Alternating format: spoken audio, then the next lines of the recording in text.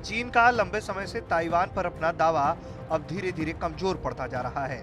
इसलिए वो ताइवान का समर्थन करने वाले दूसरे देशों को भी धमकाने की कोशिश कर रहा है, फिर चाहे वो अमेरिका हो या फिर भारत। इस बीच भारत में ताइवान को लेकर बढ़ता समर्थन देख चीन बौखलाया हुआ है। चीनी अखबार ग्लोबल टाइम के संपादक ने अब तो सीधी धमकी दे दी है कि अगर भारतीय शक्तियां ताइवान को लेकर खेलती हैं तो चीन पूर्वोत्तर को भारत से अलग करने की कार्रवाई कर सकता है। ग्लोबल टाइम्स के संपादक हु शिजिन ने ट्वीट किया कि अगर भारत की सामाजिक ताकतें ताइवान के मुद्दे पर खेलती हैं तो उन्हें पता होना चाहिए कि हम पूर्वोत्तर भारत में अलगाववादी ताकतों का समर्थन कर सकते हैं और सिक्किम को अलग कर सकते हैं। इन तरीकों से हम जवाबी कदम उठा सकते हैं। भारतीय राष्ट्रवादियों को आत्मचिंतन करना चाहिए, उनका देश नाजुक है। ग्लोबल टाइम्स के संपादक हु शिजिन ने ट्वीट कर भारत को गीदड़ भभकी दी है, क्योंकि ताइवान को जो समर्थन मिलना शुरू हुआ है, खासकर उसके नेशनल डे पर, वो चीन के लिए परेशानी का सबब है। इसके पीछे एक और वजह है, वो है इंडिया टुडे का ताइवान के विदेश मंत्री से बातचीत करना। इंडिया टुडे ने ताइवान के विदेश मंत्री जोसेफ वू का इंटरव्यू किया था, जिसमें उन्होंने कहा था कि ताइवान कभी चीन का हिस्सा नहीं रहा। इसके साथ ही उन्होंने दुनिया भर के लोगों से ताइवान के अस्तित्व को स्वीकार करने की भी अपील की।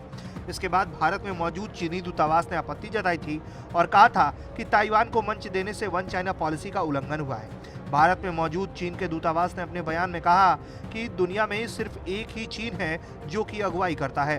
ताइवान चीन का ही आंतरिक हिस्सा है। संयुक्त राष्ट्र भी इसी को मानता है। ऐसे में कोई भी स्थानीय नेता कुछ भी बात कह ले, लेकिन सत्य अलग नहीं हो सकता। चीन की ओर से बयान दिया गया कि वन चाइना वन ताइवान का कोई मतलब नहीं है। ऐसे में ताइवान के मसले पर चीन से सवाल नहीं किया जा सकता। भारत की सरकार भी इसी पक्ष को मानती है। जाहिर है, भारत में ताइवान को मिलता समर्थन देखकर चीन बुरी तरह से बौखलाया हुआ है। वो लगातार भारत को उसके नॉर्थ ईस्ट राज्यों को लेकर धमकी दे रहा है, उग्रवाद बढ़ाने की बातें कह रहा है।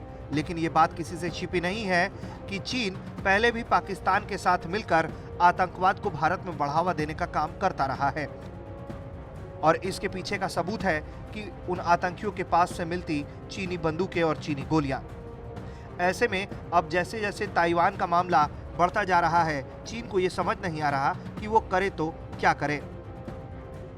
चीन लगातार बयान जारी कर ये कह रहा है कि भारत में ताइवान के नेताओं को अपना मंच ना दिया जाए। चीनी राजदूत जी रोंग ने इंडिया टुडे को लिखते हुए कहा है कि हम इंडिया टुडे से आग्रह करते हैं कि चीन की संप्रभुता और क्षेत्रीय अखंडता से संबंधित मुद्दों पर सही रुख अपनाएं और उल्टे उद्देश्य वाले लोगों को मंच प्रदान कर वन चाइना सिद्धांत का उल्लंघन न करें।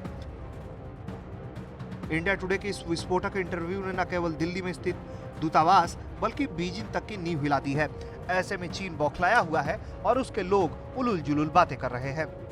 ब्यूरो रिपोर्ट, भारत तक।